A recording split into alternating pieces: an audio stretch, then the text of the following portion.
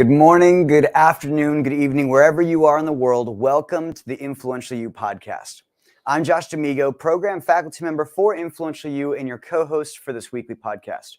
Our co-founder and CEO here at Influential You, John Patterson, is in studio as well, and you'll get to hear from him in a bit. At Influential You, we teach you how to take charge of your career and amplify your professional influence. Since 2009, we have helped thousands of business owners, executives, and entrepreneurs become more influential, more rewarded, and more you. Today, we welcome Amy Davis to the Influential You podcast. Amy Davis is the managing director at TaxWealth Inc. TaxWealth Incorporated is a tax analysis and solutions research company that supports financial advisors, CPAs, attorneys, and real estate professionals to proactively create the right solution for their clients' specific tax challenges by compliantly leveraging U.S. tax laws. She lives in Claremont, California with her husband, Justin, and is she's a very proud mama of two children, Miranda and Sawyer, who I think we may talk about a little bit on today's podcast. Please join me in welcoming Amy Davis to the Influential You podcast. Hi, Amy. Welcome. Thank you so much, Josh. It's a pleasure to be here with you and John. To let our listeners hear a little bit more about who you are and what you do in your own words, could you talk to us a little bit about what you do at TaxWealth Incorporated? Absolutely. Well, TaxWealth, the tax code is for every taxpayer. And quite often it's the IRS, and the tax code is viewed as an enemy. And I'd say that the tax code can help you find some really good ideas to help your business succeed. And so a lot of times in the culture, in the current, there's a conversation of how high net worth individuals, corporations get these great deals. And the fact of the matter is that you could be getting those great deals too. If you were proactive in your strategy, if you understood tax code and law and put those same codes and same laws to work for your specific situation. It's a great way to leverage and grow your wealth. That's great. It's fantastic. Well stated. And we'll go ahead and put the link to the website for people that need to get those resources. And if you're listening to this in podcast format, you can see this link in the show notes. Amy, I had the joy of meeting you about the beginning of your Fundamentals of Transaction program. And I believe you and I took some time to get to know each other on the campus back when we were using Verbella for campus. And you and I went to the Lighthouse and had these conversations. Can you tell me and tell our listeners that are listening, what was life like before you started studying at Fundamentals of Transaction with Influential You? Tell me a little bit about what life was like before we were avatars on the beach in a weird world. That was my favorite. Yes, long talks on the beach in a video game. Life before Fundamentals of Transaction, I'd say, was incredibly reactionary in so many of the domains of life. As I look back, so that retrospective of what was like before, having this framework to operate within, reactionary is a great word. And I'd say that upon assessment, looking backwards, I was probably ambitious in my aims, or had clear aims in my primary relationship with my husband and with my relationships with my kids. My intentions for both of those were really well thought out. I think they were ambitious, they were clear, but I think it struck me as odd that didn't follow me into my professional life. That didn't follow me into my sociality when it came to external groups. I operated in a significant amount of naivete and even despair in some of these areas where you just don't want to look at it. You know, this is my intention. I think I'm this person, but I don't think the marketplace thought the same thing. And I think I felt a lot of frustration because what I said I was about didn't match in what the results. Yeah. I love this because, first of all, you represent a huge chunk of people who, one, either they're really ambitious in a particular area of their life, and then they don't understand why that doesn't translate over to other areas. And secondly, I I love that you're here as a mom. Um, I can hear I can hear how ferocious you must have been, with making sure your kids had an amazing life and still do, and with your husband as well.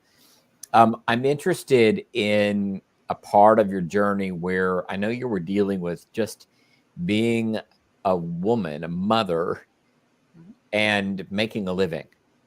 Can you say a little bit about that? Yeah, it's the great working mom paradox where, Right. you are fully mom and you are a working woman and you have both to manage. You feel like somehow you're failing in both and succeeding in both at the same time. So it's this paradox. Um, as far as satisfaction, I would come home from work into an environment that I felt such gratification. I had ambition not to be that snowplow mom to make everything work for my kids, but to prepare them for life, to get Right. them ready to be. Um, and it's my aim and intent, and still is now, that they will be a net contribution to society. They know that they have fully taken that on and are going that direction. And I'm here to support. I'm in a consultative role now. I am out of the management position. It's so good. And I just have a follow-up question to this too, because, growing up for myself, I grew up in a household where my dad was the primary breadwinner. My mom was a mom. She took care of us. She did work from time to time, but there were 6 kids. So we were a handful. And she said mostly she was just doing laundry 24/7. But nowadays, I'm very clear that for a mother, there's a different world that they've grown up into and have to be accountable for. I remember feeling when my dad told me that it was my job to make the living. He kind of sat me down and said, it's going to be your job. This is back in 1960 something. It's going to be your job to make the living. I felt like it was a life sentence, and I was, I had no other role except to go be the breadwinner. But here you are, and I know many people, whether or not they're moms or dads, they're dealing with raising a family and being a breadwinner all at the same time, and the toll that must take. Is there anything else that we should know about that before we get into what's happened since? But anything we should know about that world? So I think I would offer I came up during a time where being a working mom, there was actually starting to be a structure underneath that. People were welcoming women into the workplace. They were championing them in roles. The term just a wife and mother would be utilized. And I would offer that the reason that women's rights came into place was for women to have that choice, the option. And there is a way it doesn't necessarily mean you get it all at the same time, because that's not possible in a lot of ways. But you can have a full life with wife, mother, and then career individual. All of that is withheld in the same space of Amy, right? Of the individual. And it's really understanding. And I think through some of my study, all of these aspects are wound up into one thing. And it's not just something, it's the thing plus the other identity plus the other identity. It's a facet. That is my understanding, and I'm ever deepening and growing and understanding what that means. Yeah. Yeah, yeah, and I'm always, as you can already hear, probably the listeners, you can probably hear what Amy's saying, and she's very poetic.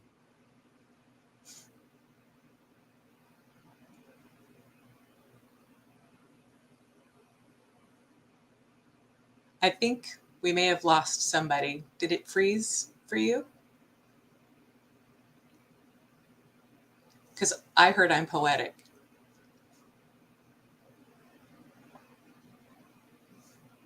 And I appreciate that, Josh. I think that in my conversations with you and John and Kirkland and all the other groups that I've been part of through Influential You, it's caused me to really think more deeply and artfully, maybe. We're back. There we go. Can you hear me now? I was totally vamping there for a minute. Did you kill it? We were really hoping that you were able to get a bunch of new listeners for us, but thank you so much for help, Amy. I'll read some of the poetry that you put in your pre-show notes. And you said this. This is how it felt when it came time to like sign up and signing up for the fundamentals transaction. You felt you were responsible, proactive, and all about action. You were baffled that it was not making any progress in your career. Your hard work was not paying off. It was frustrating exercise in playground equipment, merry-go-rounds, teeter-totters, and balance beams that you were always falling from. Can you tell us a little bit more about the story of leading up to kind of saying, yes, I need to take this program? What was that journey like? I think it was a lot of, I think I'm this person in the marketplace, but I don't think the marketplace saw me as that, as that thing. And so it was really having an accurate assessment of my identity, how others perceive my identity, because I've really become super present to the thought that it doesn't matter what I say about myself. It really doesn't. It matters what you say about me.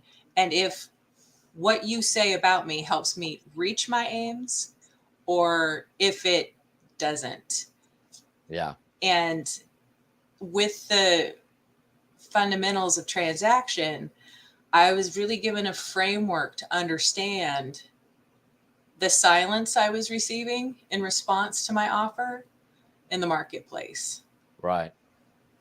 Right. And so the framework that had you see why that was happening, what did you discover? What were some of the first things you started to do differently or attend to in some different ways?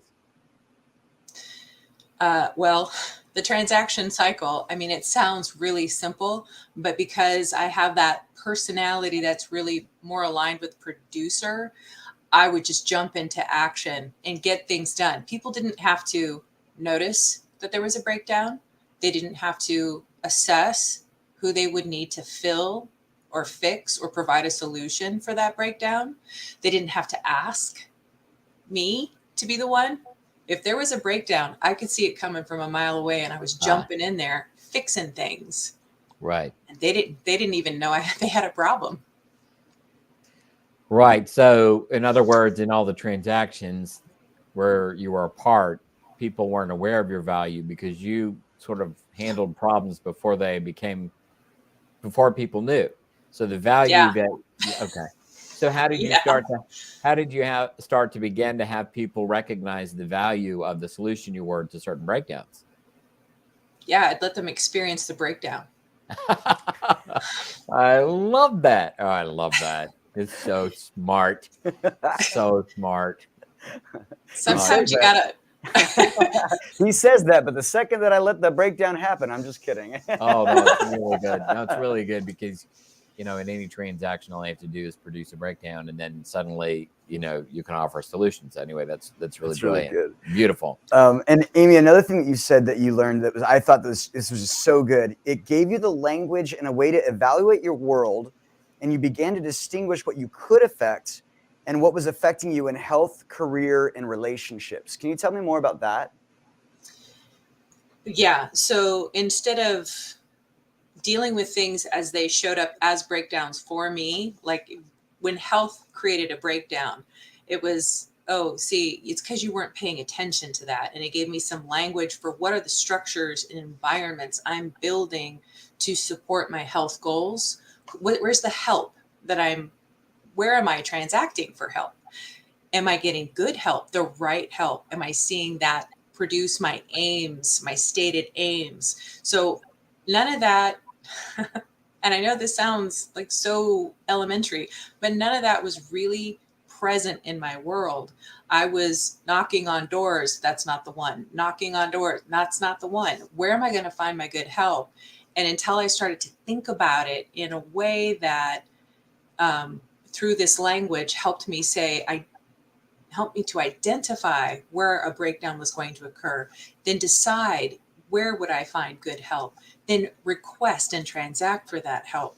It was an actual aha light bulb moment where I had a structure to operate within that produced better results for me, more immediate results.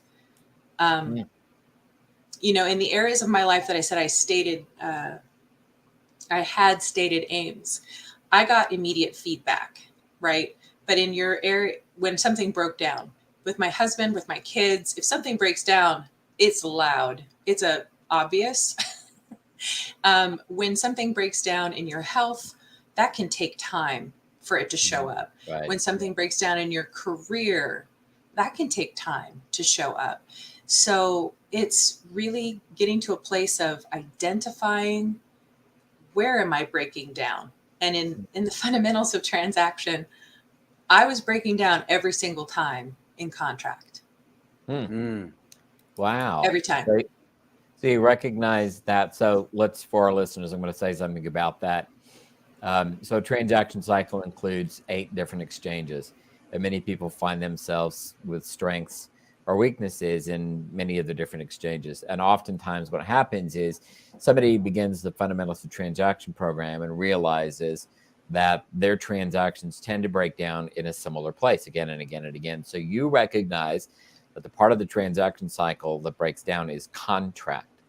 And what about that contract would break down? Were there terms missing? Was there contract missing? Was there some scope of work missing? What was missing in that agreement or commitment that you would make in your transactions? Oh my gosh, just everything you just said. All of it. Were you one of those people that went to work without a contract? Is that? Oh yeah. Oh yeah. Yeah. We don't have clearly defined terms. You have a need. I can fill that need because, some might call that unconscious competent. When there's a problem, I can't tell you how to do it, but I can fix it. Yeah. Right. So, and I think that's that part that really came back to bite me every single time because again, I wouldn't let them run off that cliff without me as a parachute. Right. That's right. Instead of them asking for me to be the parachute. Right. All right. So you're in the fundamentals of transaction. You start to recognize this. And so I imagine you began to construct agreements or pay attention to them, or what happens now? Yes. I got a lot of great insight from my instructors in study group. And they helped me see areas where I could clarify my language, where I could back up in the process and say, I'm sorry, I have not defined this well. Let's go back and talk about what I will be doing and how that will be done and by when. Are you in agreement that this is what should happen? And here's what you can do and what I need you to complete and by when. And with that conversation came an assessment of value. And that created much better, noticeably better results. I love kind of the way that you're describing these things and how it's leading to this next question, because you got here kind of self-actionally waiting for people to kind of notice your work, notice some of those things. And then in your show notes, you actually said something to the extent of, I got so much help. And you started, without putting you on the spot and making you forget anybody, can you list some of the people you studied with? Because I know you as an avid studier, and I'd love to hear some of the value of studying with other people, the mentors, program leaders. Can you tell me about that experience and what results came from or even some how of that? You found out about this? Yeah. Oh yeah. That part we'll get back to too, because I can't wait to talk about how you found out about us. Yeah, absolutely. So in my fundamentals of transaction, I had an incredible study group. And they were spread all over the globe, from Germany to England to Toronto to New Zealand, and places in the US, which was phenomenal. But I'm thinking of one individual in particular who thought deeply and took time to digest and dissect and really dig deep. Jasmine Platt, who was part of my group. We had Marnie as an instructor. Both of those women just think deeply and made themselves available for conversations, helped me think things through. Because my initial introduction to the ecology was virtual, I was doing things via avatar. I was so struck by how open and generous the environment of the people in this environment are. They are willing to listen. They are willing to speak back and to pin you up against a wall when it's necessary. And I love that. I mean, that is great. That I got a study group for about a year with Michael Vann and Peter Burgraff.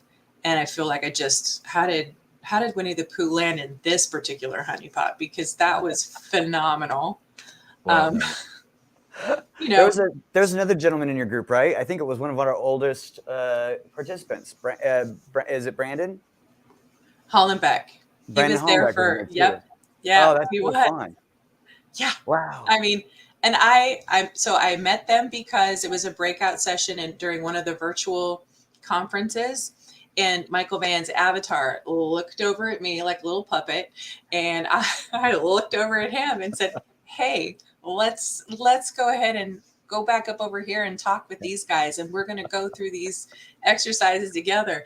And that became a study group, from which I benefited tremendously. Oh, that's good. That's kind of what happens at our live conferences as well, as you now know. Yes. People tend to, yeah. And you were just in a live conference in Cabo. How was that for you? Jaw-droppingly phenomenal. It was. Say more. Go on. Yeah. Tell me more.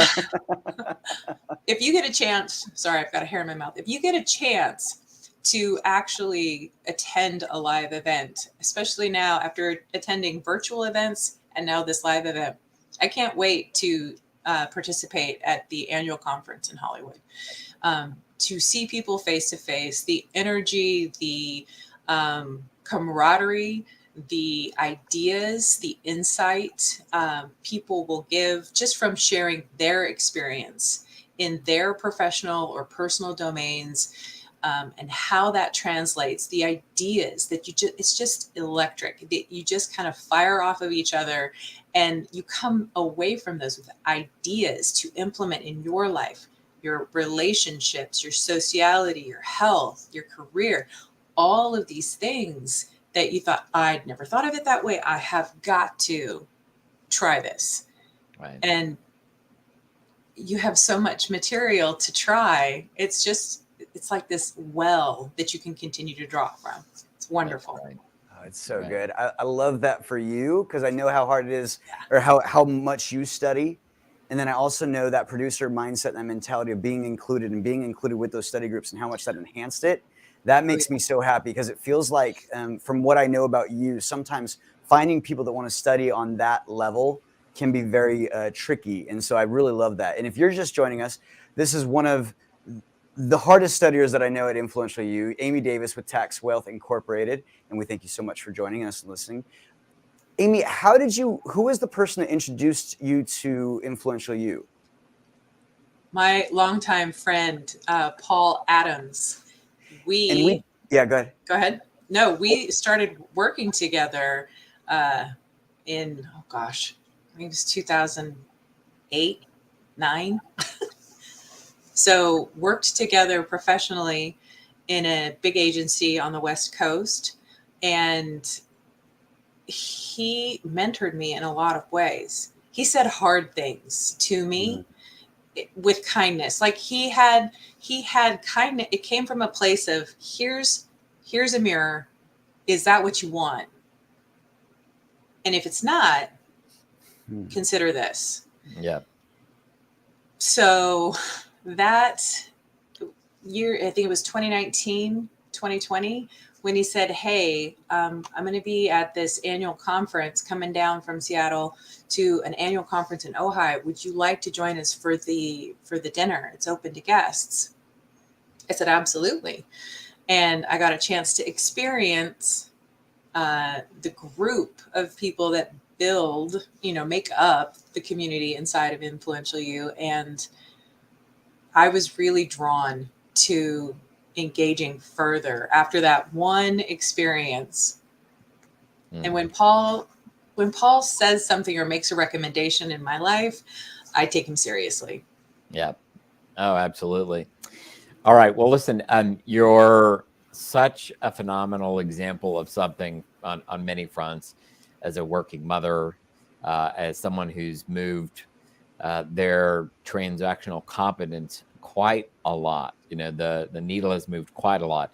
So as I understand it, as a producer personality, you aren't making your value known. You're solving problems before people know about them. Start to let the problems happen, come in and save the day, I'm assuming. But you also start to recognize that where your transactions fall apart is in contract. You start to put that in. By the way, that's just a big deal, especially for producers. Producers, if you're listening, just want you to know, producers are notorious for scope creep. In other words, there's the scope of the contract. If they think to even put it in, and they'll gladly help in any way they can outside the scope of the contract, because that's what a producer does for value, is to get to offer help, right? So scope creep's a big deal if you're a producer, so don't do that. Now, here you are, you're on the other side of this. The results that you produced in the first year of participation, I think I read 50% more. How much more income did you make in the first year? Yeah. And I honestly, when I sat down and had my introductory call with Drew, it was like, this is what you'll see. And I thought, okay. And then Lies.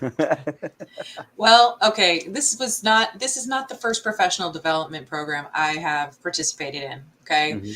So I just like to say that it is the most effective. It delivers what it says it's going to deliver if you engage in the content. So yeah, 50% in the first year. So I said, all right, let's try map one. and it doubled again. I had made my last year's by June of this year. So it was like, okay, I see the value. It's continually producing actual value in my world in a way I can measure, in a way that my family can experience and observe. So it's not just my assessment, right? I'm not just saying, hey, this is real. My bank's saying this is real. Yeah. Well, and Amy, you might be the perfect person to do this for us because of your worldview, that objective nature of a producer. Because a lot of people hear that and they go, oh, like mystical, magical, like mystery tour, like how does that happen? Can you give sort of a pragmatic, hey, the nuts and bolts, this is how I prove value? Do you have anything like that you were like, this is how I made more money? Yeah. Like, this is how it happened. And I did what? What'd you do? Objectively, like happy to hear exactly how that went down for you. Yeah. So I started to let people experience breakdowns when I didn't jump in. I started to contract more effectively. Be more clear with my contract. I still battle the creep, the ability to do more in the scope of work. That's still something I have to work on, but I stick more closely to the contract. And then I do things like measure the results.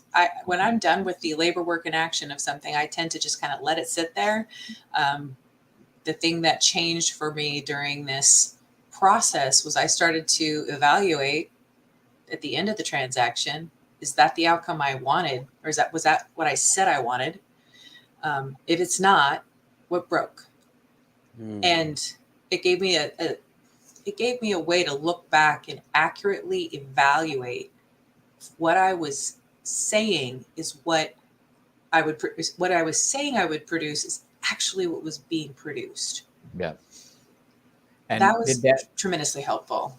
And so it sounds like you demonstrated your value in some additional ways. Did you then begin to raise your prices? Did you begin to then show other people what you could in fact produce? And here's the evidence. How did you start to actually make more? I started to engage in conversation, in negotiation. That is not something I'm comfortable in. It's not something that I'd say I have an insane amount of competence in. Probably one of the most effective questions when I was working to increase the financial outcome in my world was, do you think I am being compensated adequately for the work I am doing? Mm. And that question produced a realization, and that changed my reality through negotiation. So I'd say that was probably one of the bigger ways to really engage in negotiation. It's a conversation. It's not this two Wall Street tycoons sitting on it across from each other and really hashing it out and trying to get the best deal. It's here's what you need. Here's what I need. How can we make this work? Right. Did you map out that transaction? I did. Okay, cool. I did. I knew she was the right person to ask. One more question for you that I think, did this also spread, because I know you're very involved in community groups and different things like that. Did you also feel a spread on this in the way that you moved in maybe the groups or in your family? What were the, I guess, byproducts, or what were the products that were produced from your study? Is there anything like that you can point to? I'd have to say that, well, yes, I have used my little world as like the test world for all of the things I'm learning here. So I'll try it out with my relationship with my husband, just in negotiation and conversation and communication. And are you getting what you need? Am I getting what I need? What do we need to change or shift, or how do we approach this? We're definitely doing more of that. I think in my conversations with both of my kids, as they're really launching into this world, is now more driven towards that consulting kind of idea. That's hard to transition from, but at the same time, I'm committed to creating people who can operate in this world without me. And that those conversations really do go towards career, long-term relationship when we evaluate people. So if you're asking how have these things kind of gone in different areas of my life, there's the family, my friend group, and how I show up in some of these other groups of people. It's more intentional. It's understanding that when I show up, I'm not just going to be there and we're going to all connect and I walk out of here feeling good and you walk out of here feeling like, what just happened? Yeah. It's walking into a social situation, understanding I want to be the best listener. I want to make sure that people feel seen and heard. And is that a reality? And I know it's reality afterwards if I continue to get reciprocal engagement from my community. If I'm not the only one reaching out because they want to be part of my environment. And that changes, I think, an orientation just about how to be in the world. That's great. That's so good. So I'm interested in hearing a little bit more about your thoughts on people and taxes. So this is where we give people a little bit of an opportunity to talk about that. And it's also a way for people to understand your specialization a little bit. So tell us about that. Well, so as I said at the beginning, tax code, the IRS are oftentimes looked at the enemy of businesses, of people with with money to hold on to, right? I am of the opinion that you probably will do more with your money, more good, more efficiently, more effectively with your money than a government will. And not to say that our government is not worthy of your tax dollars. Absolutely, it's worthy. That's part of our social contract, right? We'd like to have paved roads. Thank you very much. We'd like to have educated citizenry, all the good things. So, laws, thank you. Right. Yeah. Thank you very much for your tax dollars. And we'd like for them to be spent or used as efficiently as possible. That being said, I don't think that you are required to pay more than you need to, because you're going to do a heck of a lot of good in your business, in your family, in your world independently. It allows you to give to the charities you'd like to give. So to be able to use that tax code to generate revenue, not just for the country, but for your world, is really the goal of the work we do at TaxWealth. Mm-hmm. It is only a revenue generating opportunity for the government, for your business. Prior to the New Deal, at least. After the New Deal, historically speaking, social engineering kind of showed up through the New Deal, right?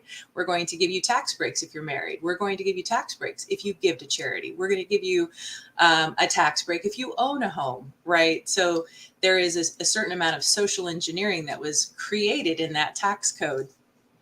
And now for businesses, a lot of people think that to defer taxes or to use the charitable strategies, that's really for people like Mark Zuckerberg or the Gates Foundation or, other people, the Rockefellers. You're going to go ahead. The art of owning nothing, controlling everything is held within the tax code. The art of using your money efficiently for your own world and supporting worthwhile causes, that's held in the tax code. Now, how do you grow your business because you're using your tax dollars more efficiently? That's something that we help you study. And we work with a network of, I think we're pushing 2,000 CPAs, tax attorneys, business and real estate brokers, financial advisors across the nation that are able to prove these strategies in law, in code, so that the best solution is reached for your specific situation. Wow. Love it. Expert. And we don't usually do this, but I'm going to do just 60 seconds, maybe a minute and a half. You once told me, and I'm going to call this my own soapbox moment, one of the best things I ever heard about being a mother and the goal of being a mother and raising children. Would you be open to standing up on a soapbox and talking about that? I think that's the only appropriate way to close this. Josh, I can't remember what I said because I gush about my kids and being a mom. And you mentioned that the goal of being a mom is having a functioning adult. Oh yeah, human flourishing. Basically, when I would sit down in moms groups and the conversation would, I just want my kid to be happy. No, I don't want them to be just happy. Happy comes and goes. I want them to be content. I want them to be productive. I want them to be a net contributor to society. I want them to be about something meaningful in the world. And I want to support that because I see that as that's my legacy, right? That's my husband and my legacy.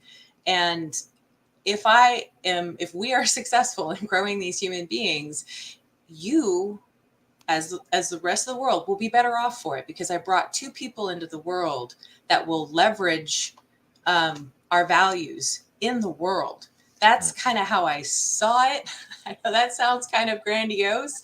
But that was from the jump. That's what I wanted for my kids. Well, thank you for sharing that with us today. And Amy, we are so thankful that you were here on the podcast today. We're going to talk about you a little more and we will talk to you after the show. John, there are so many things that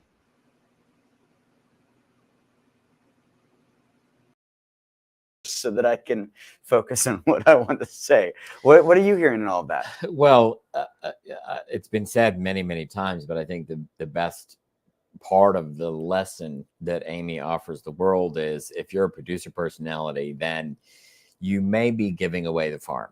You may not be taking advantage of the value you actually contribute in the transaction. And so to recognize that she was, solving breakdowns before they happen, to recognize that, the scope creep, as she calls it, or no contract at all. She just wants to help. You can hear she's just somebody that wants to help. Big heart, wants to help. And like many people who want to contribute and help, they may not take care of themselves by making sure they're compensated appropriately. And so it's so great to hear that she is. And, my hat's off to her. And I imagine she also didn't mention that she probably had some more declines in there than I think she probably had before. She probably had a little bit more language around declines and saying no to certain things. Yep. Because it's kind of hard to do all those things, the negotiations, without having that. I wrote down a few things, but I really like this idea that she wrote unconscious competent, and to describe that kind of movement. I also loved that she's someone who generally moves in self-action. And yet she found so much value out of the group setting, about studying with other ambitious adults. And when she wrote in her notes, she said that a lot of those big moves in her money and moves in her relationships came from the study groups and the ways that other people interacted with what they were studying as well. And then the last thing I said is all of the roles that we have. And the fact that this isn't just a business education only. This is a life education in a lot of ways. How do I move in the different groups that I'm a part of? Because when we stop and focus on that, it's not just valuable for our employer. It's not just valuable for our job. It's valuable in every single community that we find ourselves in. And I could hear that deeply in hers. So that was all the things. Anything to say about any of that? And I'd love a minute or so of what you're thinking. I mean, the promise of our entire curriculum is to be satisfied in all 15 conditions of life. And that means that you're deeply satisfied in all of them, and you could hear at the beginning of her journey, there's this deep satisfaction in family, in a relationship, but not in other places. Or you could say she was well known and well respected in her family and relationships, but not out in the marketplace. And what she did is she was able to begin to make sure she was satisfied in the conditions of life: money, career, activity, health, so many of them, where before there was a struggle. And I think that's, it's just, my hat is off to her for being an example of what we teach. Yeah, I'm a big fan of the Amy Davis, just like that, the Facebook, though I guess I talk like that, but Amy Davis, thank you so much again for coming on the podcast. You have to meet her if you haven't connected with her on LinkedIn or checked out her website. Really important. I invite you all to do so because she is just one of the most lovely people I've met in a very long time. So, John, I'm going to go ahead and close us out today. And thank you so much for joining us on the Influential Pleasure. Blast. Thank you for joining us on the Influential Podcast. We are so glad that you are here. As you know, we do these every single week, and we hope that if you'd like to know more about us, that you can by going to influentialu.global and explore our courses, consulting, and conferences. We offer a 4-year curriculum for those seeking an advanced experience. However, if you're new to Influential You, we recommend you start with Thrive. It's our self-guided training. Thrive is a self-guided program that lets you learn at your own pace. Thrive members enjoy weekly live e-coaching sessions and an ever-expanding library of exclusive video lessons with our faculty, thought leaders, and industry experts. You'll get proven proprietary tools to accurately assess your career and develop a realistic strategy to achieve your aims faster. Your membership also includes chat access to faculty, plus discounts to our transformative conferences that you heard Amy talk about earlier today. Sign up today and use the promo code 20OFF, 20OFF, for a 20% discount on the monthly subscription. That's coupon code 20OFF. Next week, we interview Olga Kipnis. Olga has been on a few podcasts with us over the last few years, and she has just completed our curriculum, and I'm looking forward to sharing her story with you. We hope you'll join us. Thank you so much for being here today. Each week, we stream live at 2 p.m. Pacific on our website, Facebook, LinkedIn, and YouTube, so you can easily share this podcast with others. You can also subscribe on iTunes, Stitcher, or any place you get your podcasts. Check out our show notes for links to connect with our guests, plus links to websites, books, or special downloads we talked about on today's episode. This podcast is made possible by the Influential You staff, faculty, and members all around the world, with a special thanks to our executive producer, Tyson Crandall, and contributions from Michael Teehee, Joey Anderley, Daryl Anderley, Paul West, and Liz Smiley, and a special thanks to our guest, Amy Davis. The Influential You podcast is produced by Influence Ecology, LLC, in Ventura, California, and this episode was recorded on November 23rd, 2022. The podcast theme is by Chris Standring, entitled Fast Trained Everywhere. And if you haven't yet offered a rating or review, I ask that you take a moment and go to iTunes or your podcast app and let us know what you think. This helps us more than you know. We'll see you next week on the Influential You podcast.